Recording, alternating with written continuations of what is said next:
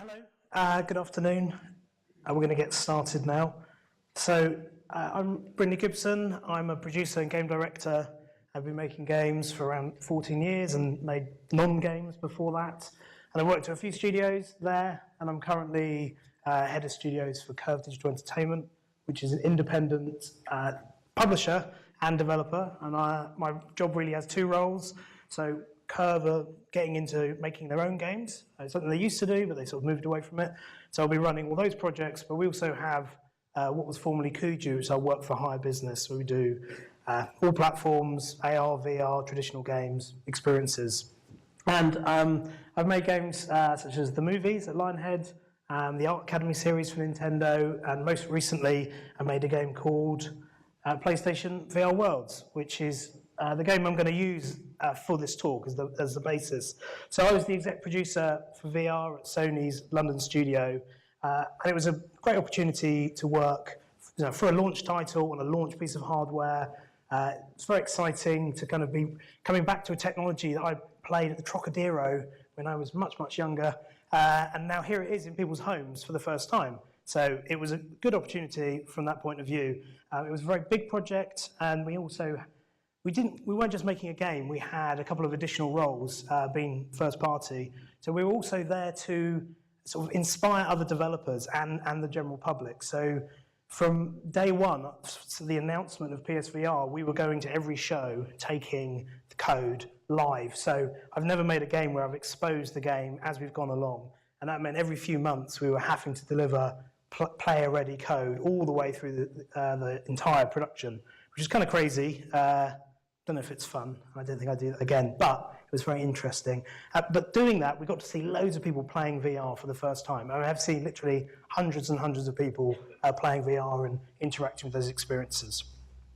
So this is a little trailer I'm just going to play, which hopefully will work seamlessly, of what we made.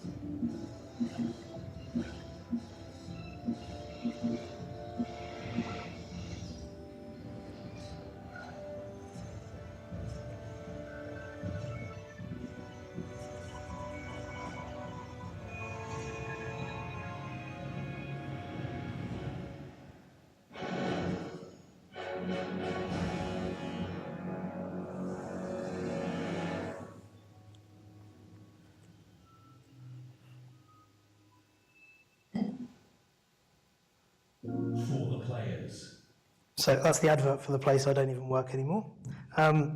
So that game, as you saw, was 5 experiences, all built from the ground up, and each one was a different genre, a different way of interacting with VR, because we were looking to do the broadest possible variety, so players could really get a taste of what you could do with VR. So that was the concept.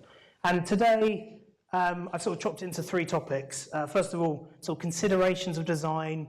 If you're going to do a VR project, could be film, could be just an experience, could be a game, what are some of the things you can think about before you get going?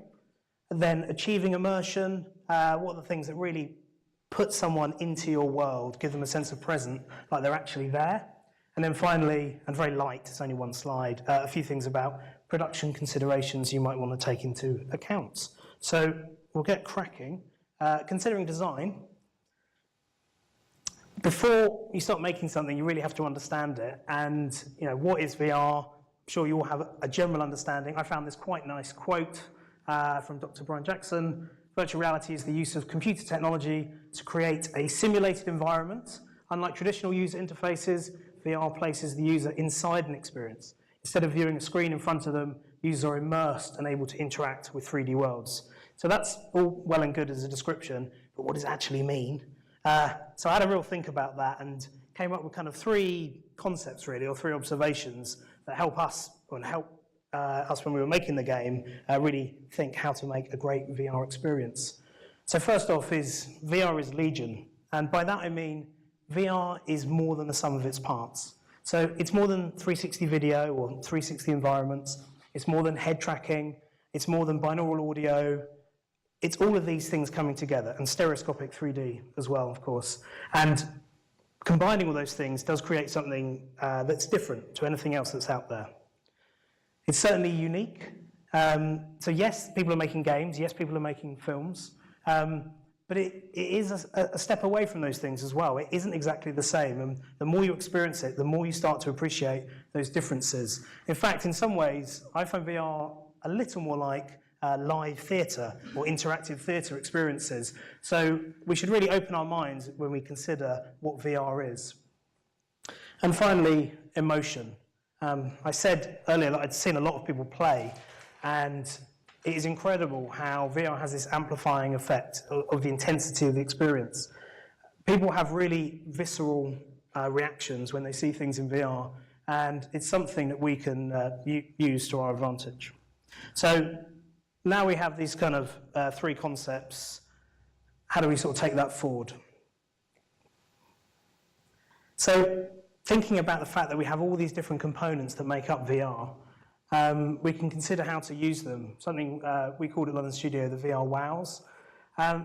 We've got all these, this great technology, and we know there's certain very powerful things in VR, such as huge scale. You know, you can build something giant, and people will be in there and going, "Wow!" having to look up at it. Or it could be an NPC character really getting into the face of the player. And that's also quite unique. Beautiful scenes all around someone, or even doing fine detail, like objects that the player can move around. So thinking about what are the things that are going to make this a VR wow that people are going to remember. Secondly, then, only in VR. You know, I said it's a unique medium. Well, what are the things we can only do in VR?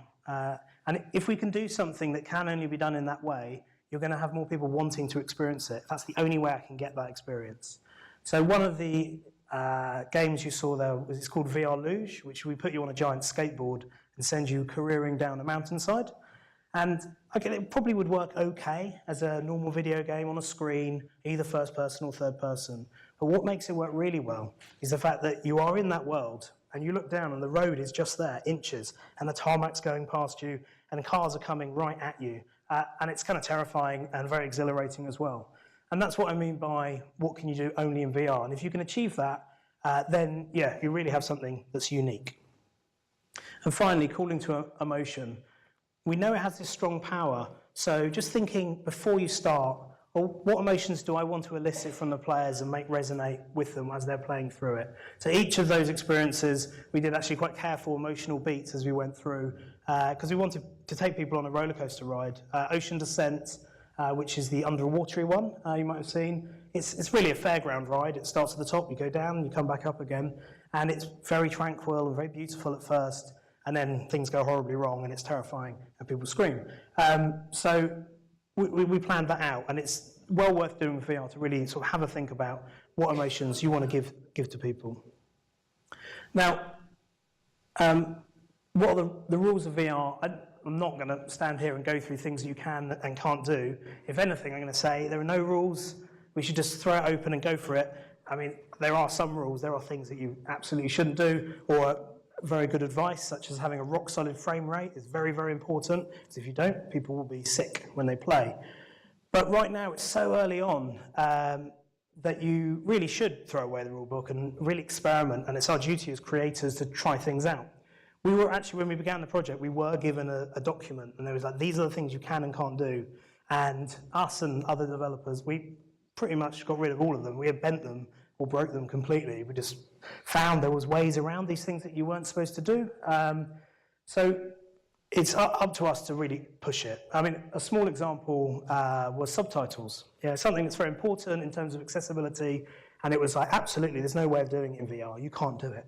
But the team, we set them a challenge, and we thought about it, and we came up with a very simple solution that now actually loads of people are using, and it means more people can play our game. People with hearing impairment or different languages can play it, and I'm sure other people will find other techniques and things that they can do that will open it up. So really this slide is a call to action for us to be open-minded right now. And so, talking about rules, it makes me think about the language when we're developing a creative things, the ways of seeing, what the semiotics of VR. So like the rules, there is some best practice. There isn't really a lot of signage and sort of shortcuts in what we mean when we're making a VR experience. So I'm introducing here the humble red barrel. Even though VR isn't film or it's not games, it is something unique, we should be using any of the semiotics that already exist out there. Whatever timeline, whatever universe, red barrels in games explode. That is just the rule. And we should use that language. It's there, it's free, and people understand it. So although we're going to develop our own language, and there'll be rules that people can come up with, and quick shortcuts to meaning, for now, we should use what we've got, and over time, we'll work together to develop something new. This is sort of an approach, really, of how you sort of meter out your experience. So something we soon realised was when someone's in VR, there's no distractions. There's not things to pull them away, as there is if they're playing a game on their sofa or watching a movie. And we talk about minute-to-minute game design, what's happening now, what's happening now.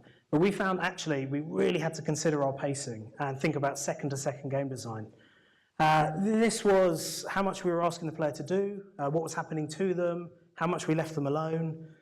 We really had to sort of go in and rethink the pacing. And the other side to it is that players can be looking around, they're not necessarily focused on the thing you want them to be focused on.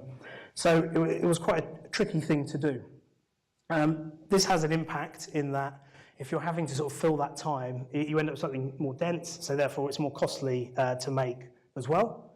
And we did develop a little trick, not in this experience, but in Ocean's Descent, which is the use of look-at triggers. So the idea here is we would actually not play an animation or do something till the person looked at it, and we had like giant clams in Ocean Descent. They would then open.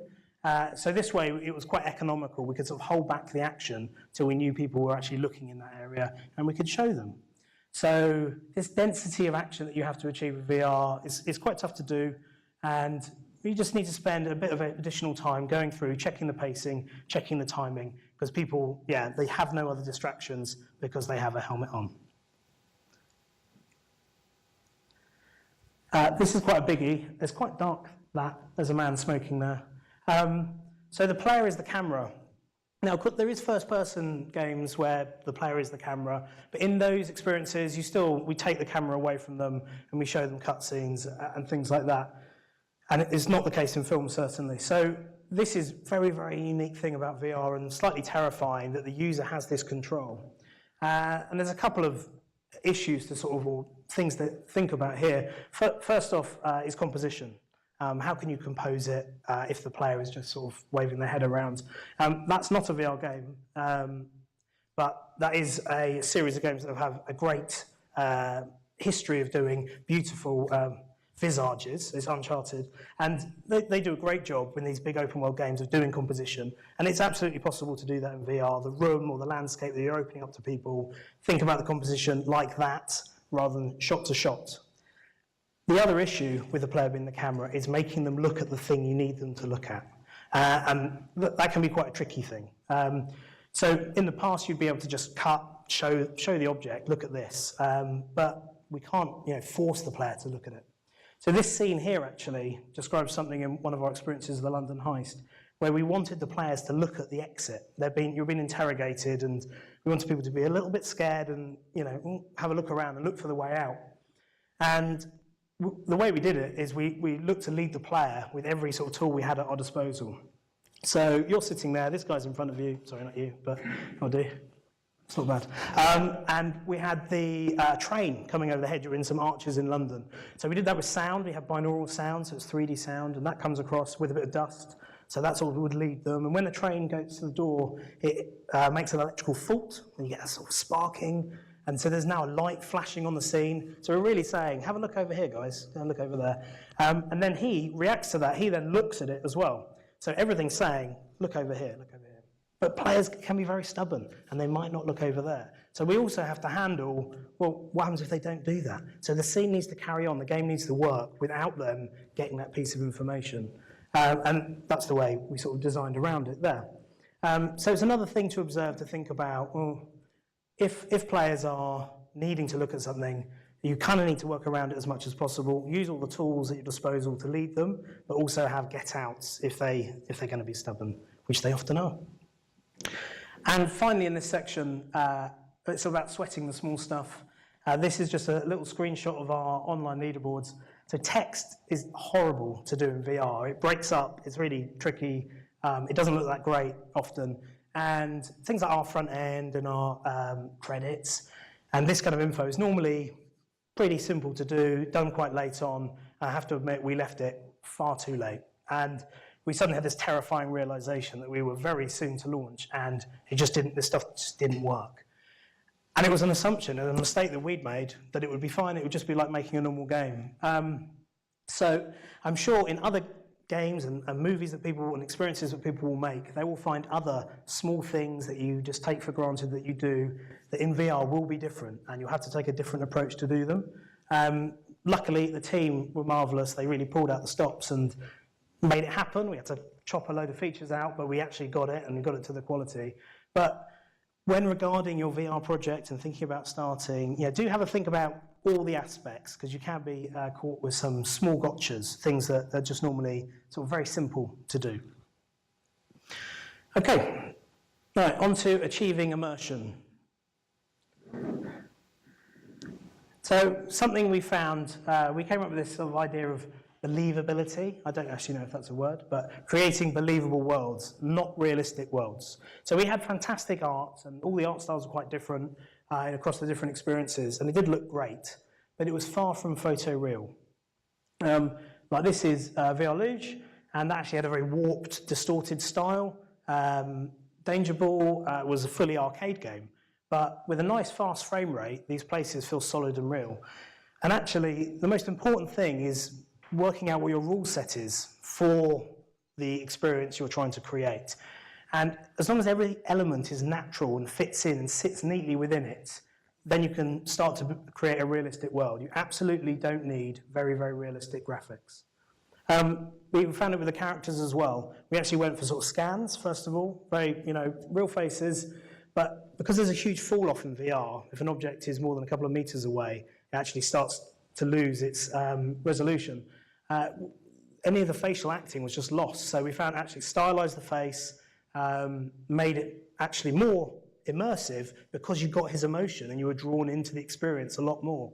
So you don't need to go realistic, but you do need to have a world that works together and is very natural and has a defined set of rules.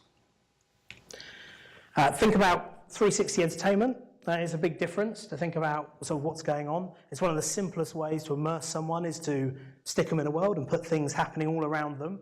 But a couple of things to note about that. Firstly, it's very expensive if you need to have tons and tons of things going on all around them. So actually, in Ocean's Descent we did this, we actually focused the action here and occasionally had things going on around you. So you got the sense that you're in a world, but really the money was spent here.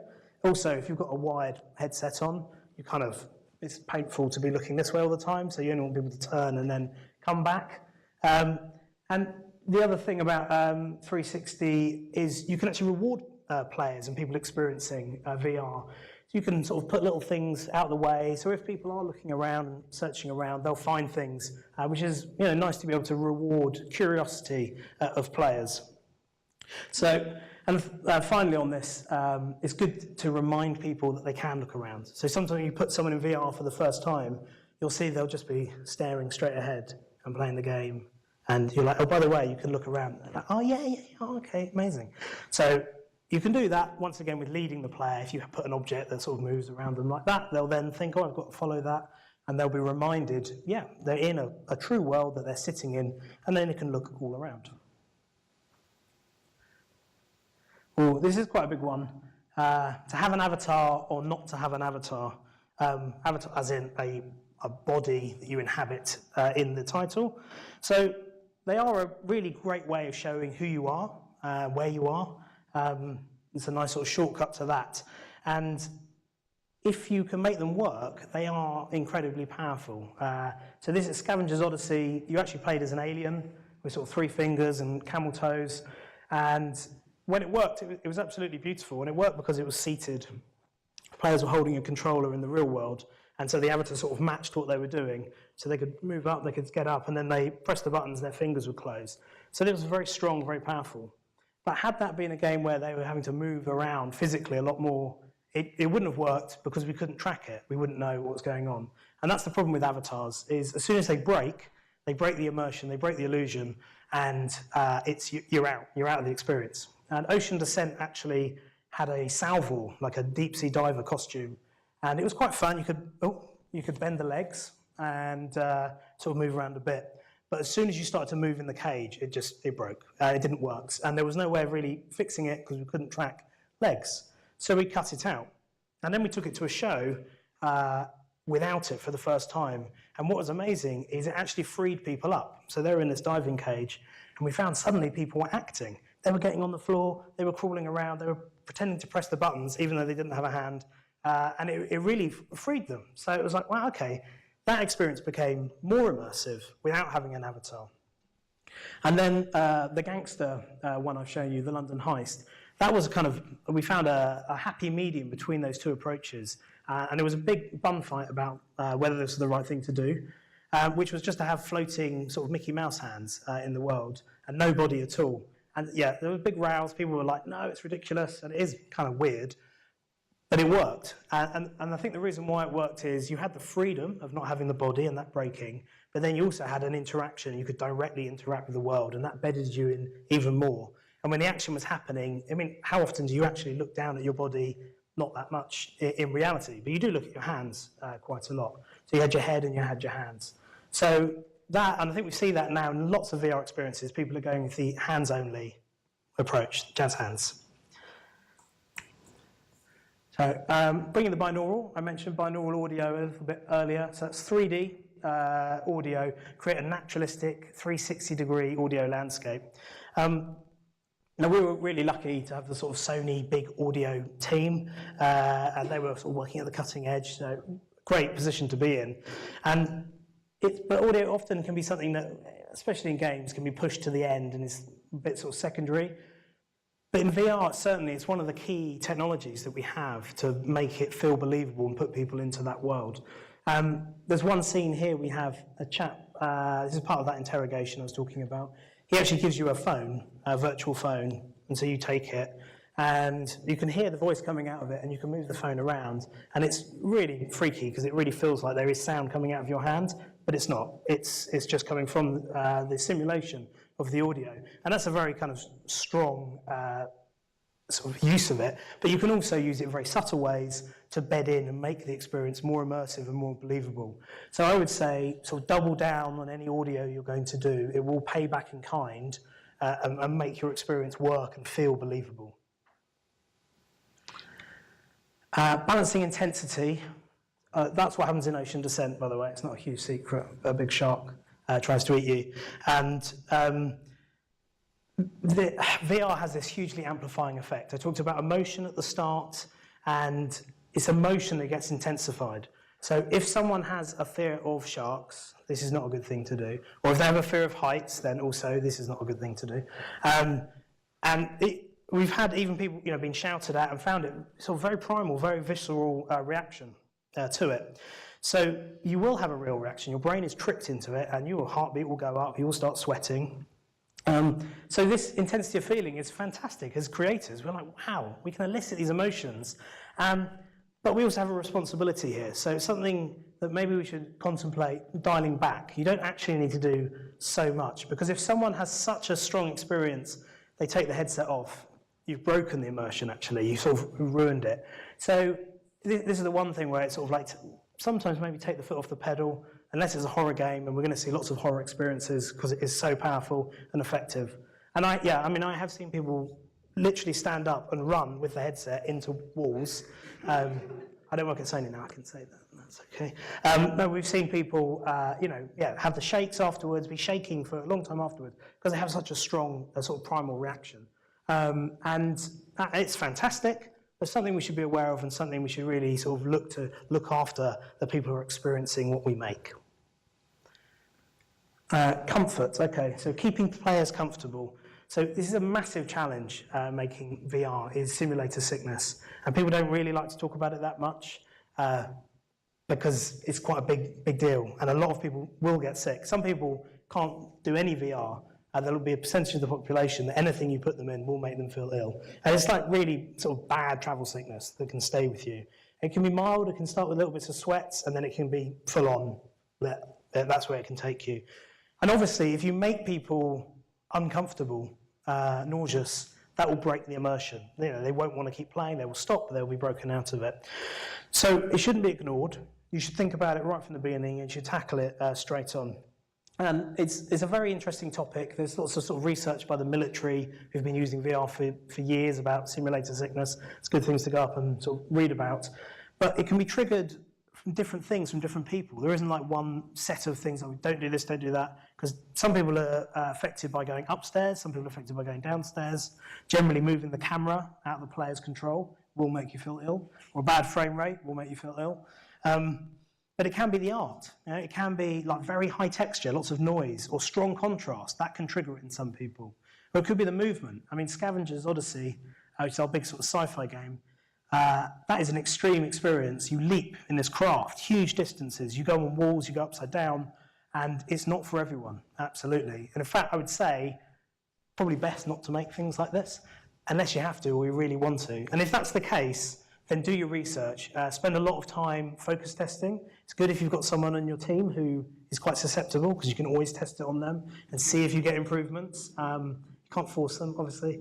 And we were lucky to use we used hundreds of people to use testing to really kind of bring it down. Did a lot of A/B testing. But we also discovered some techniques and technologies. We've seen it in a few games now, which is the idea of blinkers.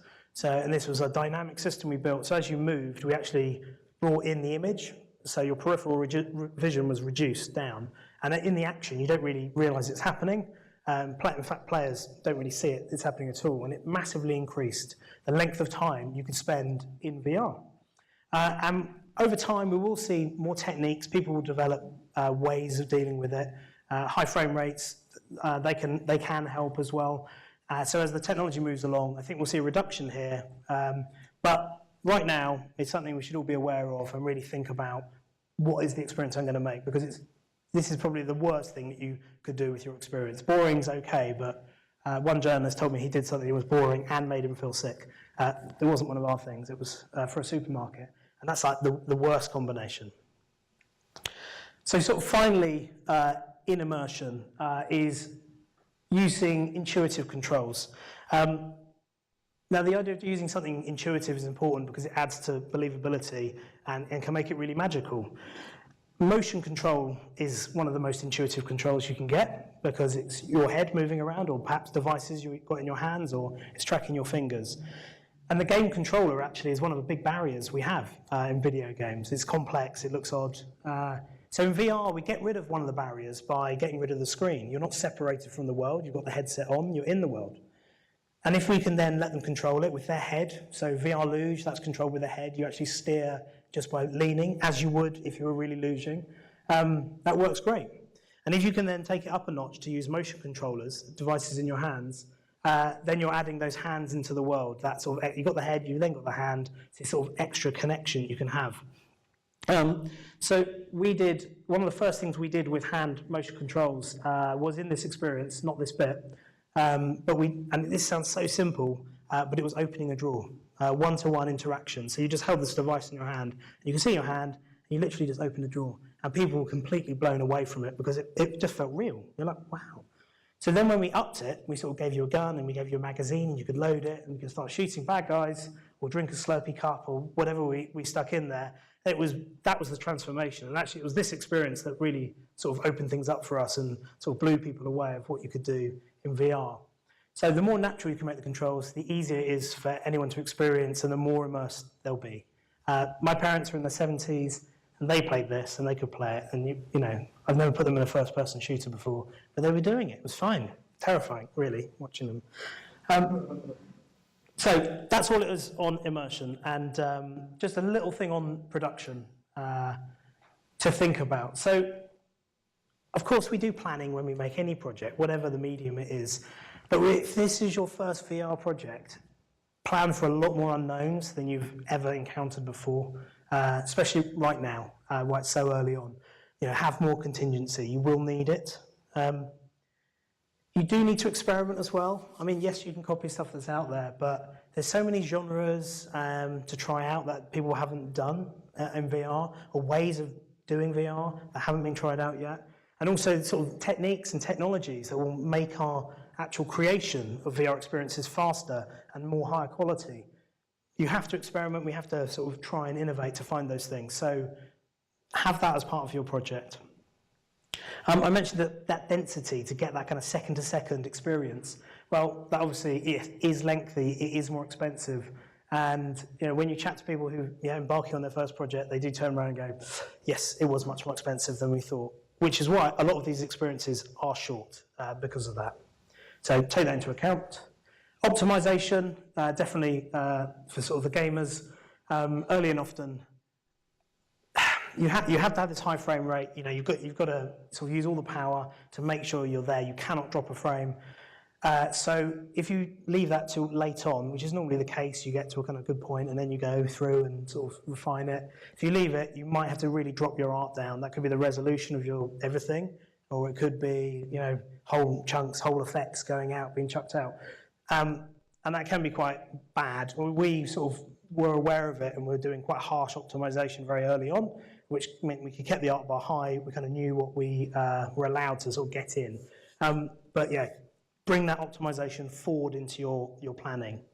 And finally, yeah, just pick those battles. There's going to be technical things and creative things. You're not going to be able to do everything, especially Generation 1.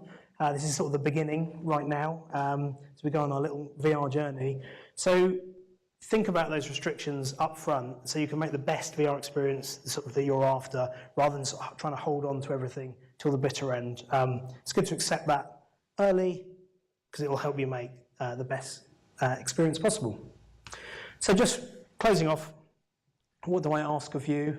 If you are going to do a VR experience, be true to VR, think about the medium, what it can give you, all the different amazing technology it has under that one roof, and really sort of work towards that, work with it to make a really strong, powerful VR experience.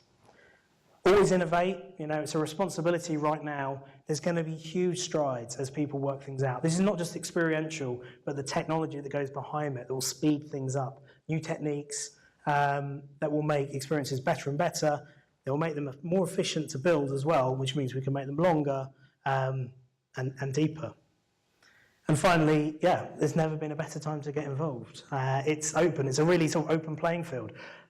Loads of people haven't sort of finished off making something. It's a great time to experiment. It's a very open community as well. I've not actually seen anything like it before because people don't know what works and what doesn't, and really want to know more. People are sharing. You know, we're having coders going to other studios and chatting, and it's been a really sort of rewarding experience as a developer for it to be open. So if you're thinking about it, you know, dive on. It's good fun. And that's me. Thanks very much.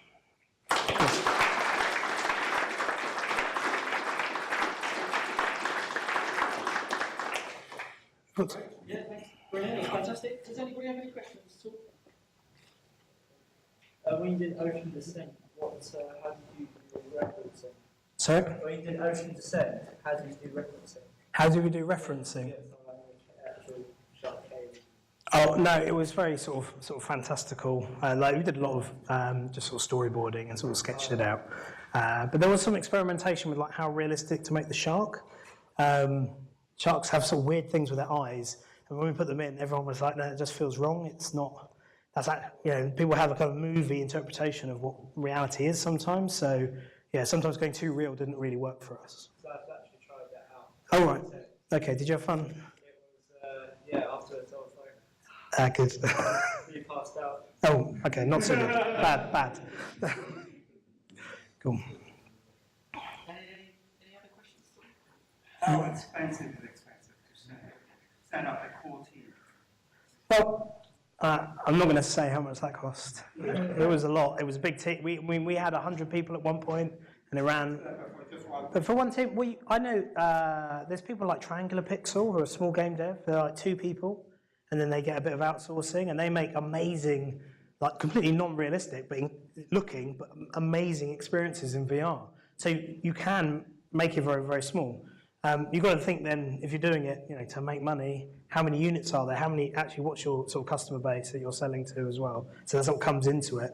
So it's possible to make a really powerful VR experience with hardly any people. Oh, totally, yeah. But it depends how big. I mean, Rocksteady, they made a Batman thing, which is about an hour long or something like that, and they, put a lot of people onto that to make it. But that's going for very high quality art assets, and that was sort of where the struggle comes in. So if you're making something, I guess, more traditional in terms of sort of quality levels or what people are expecting, that's where there's going to be more expense. But you can make something very, very good with a tiny team. But you're not going to give me a price No. It could be. It really could be anything from a few hundred thousand to millions and millions and millions. Hello. How do you think you would tackle just regular exploration, like you have in regular flat games, walking around? Walking around. I didn't talk about walking around actually, did I? I should have. Yeah, walking around is a big problem because it makes people feel ill. It's a big thing in simulator sickness, the movement of the player, which isn't controlled by them. So if we do, especially with the Vive, they do this great room-based stuff, you're kind of dancing around, and that works really well. But if it's controller-based and you're pushing the player through the experience, it's like travel sickness, essentially. So there are sort of things you can do. So we had Scavenger's Odyssey was the only experience where you really were completely through in movement. So one, we put you in a craft, so having a cockpit and a fixed point of reference, that really helps. That sort of beds you in. We removed any kind of bobbing. You are very kind of floaty around, like the animators had all this cool sort of leg stuff, and it was like, no, take it out. Unfortunately, sad, but it was the only way to sort of keep it flat. Then we had those blinkers that went in, and we did lots of different things. People have tried teleportation, where you literally sort of zip around. There's a thing called blinking, which is a bit like teleporting, which is where you start moving, and then it sort of fades out, and then you fade back in again. So people are trying out different techniques, and some people are just doing very slow movement.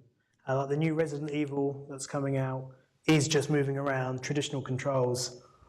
I'm sure it's pretty, like that, but we'll see what they do. I'm sure they'll improve it there. So there's lots of different techniques. Or we fake it. Like in the heist, we have you in a car driving around, and we fake tons of it. You are in a vehicle, it's not in your control. We should make you feel sick. But we did a lot of balancing of how much we moved you around. And like you go up and down, and we controlled that. We also sort of fake it when you run over a guy in it. It's kind of quite nasty. But rather than accelerating you, we actually decelerated him, but then played the sound, so it felt like everything's accelerating. So we just tricked it, and it feels like, oh yeah, I'm doing it, and I don't feel ill. It's amazing. Movie magic is another way, I guess, around it as well. Still on the moving parts, since I already tried exactly what you said, teleportation, and walking with the Oculus Rift on the place, and I can promise you that everyone I tried, including myself, else. With what, teleporting or definitely not to do. Moving around on a joystick? Yeah, it's not a good thing to do. Like from the first person to the third person, new position, jumping. Yeah, so we didn't, but we did talk about exactly that. We thought that'd be quite an interesting thing, because there is third-person VR experiences out there, like platform games, and they're great, because you're kind of looking down at this world and looking around it. So that would be something to try out as well, having that kind of little breather in between. So there's no real strong answer at the moment. I think people are going to keep trying things out. There is acclimatization, which is a benefit. Like, so the more VR you play, the more you can sort of handle with it. And that's a tough thing when you're testing to see if something makes it better, but certainly people do get used to it and sort of get a stronger kind of sense. They don't feel they've been poisoned. I found it so interesting that I tried to children, Mm-hmm. at the age of 7, and one of them, because maybe he's still young, he was not feeling afraid of moving. Everyone around Right. could see, Interesting. but a younger child, maybe because he had less experience, Yes, yeah. he just adapted to it. Maybe in a couple of generations, you could have been moved to it. Yes. There will be. New Nah. generation will be taking it later. Yeah. Why are you sick? They'll probably just be plugging something into their neck anyway. So, you know. This will be old hat. They'll be like, you put something in your head? That's crazy. Deal with the fact that the brain is Yeah. learning at that stage. Well, so the theory goes with simulated sickness is the body thinks it's been poisoned because the inner ear and what the sort of brain is receiving through the eyes and what the inner ear is feeling is not lining up. So you're moving, but you're not moving. So it thinks you've been poisoned, and then it starts to kind of get you ready to get the poison out of your system. So that's the concept that people say. So I guess kids, yeah, maybe don't have those experiences, so they're not so, or they're not so strong in kids. Perhaps, yeah, that's interesting. All right, sorry, this guy. Sorry, have you tried any experimentation with some mixed reality using real equipment and No, I haven't actually tried that out yet. But AR is another. I've done a little bit of AR stuff, which I guess is sort of in there, and they're both very interesting spaces to explore. So but I haven't tried anything out. So, sorry. Yes, well, I was just going back to sickness. I mean, I seem to remember years ago walking slide and do everyone feels sick. Right. And first person shooters, and then I forget what they did, but it was a spectrum or something, or there was slight changes in the engine, and people were sort of used to it. And then all of a sudden, everyone's going around first person shooters. It's no longer an issue. Is there an error or something to be solved there on that point? I think, yeah. Well, I don't think it's an error, but I think people will find techniques that make it better. We certainly did in a short, like sort of 6 months, where we were just focused on that. We found all these techniques and different things, from art to how you moved to additional things that we overlaid, and that research is going to carry on. People are going to find new things to deal with. So there will be improvements. There is, I mean, people still get very affected by first-person shooters, and it's also sort of different in different parts of the world. So in Asia, it seems to be that simulated sickness is actually stronger as well, which is quite interesting. So we have sort of different levels you have to test at in different regions. At the back. How do you do with optimization in terms of hardware? How do you exploit your experience for each one? So one way is obviously just to do one platform, which is what we were doing, which is good. But I mean, using middlewares that are easy to sort of port and move across. But really, it's nothing different in terms of sort of optimization techniques and things like that. It's just the same. It's just more about more time, do it earlier, but do what you would normally do, but just bring it forward in your schedule and just, it's not a new technique or a new approach. It's just when you do it and how much effort you put into it, really. Okay. Great. Excellent. Oh, No. what's the biggest challenge you've faced since you started in the Getting that game out on time, that's probably the biggest challenge, because it was, for launch. I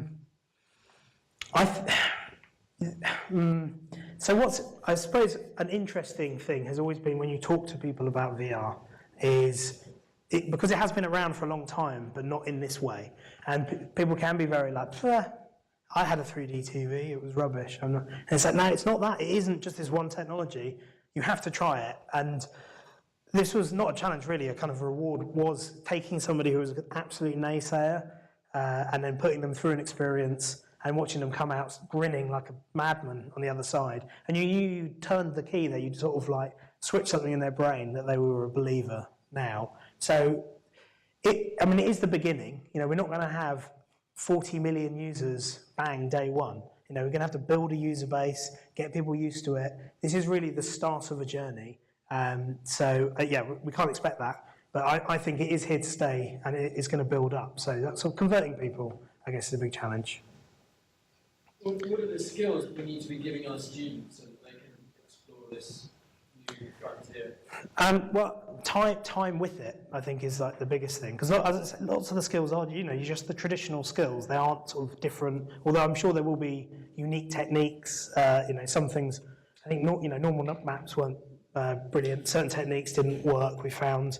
So there will be new techniques to learn about.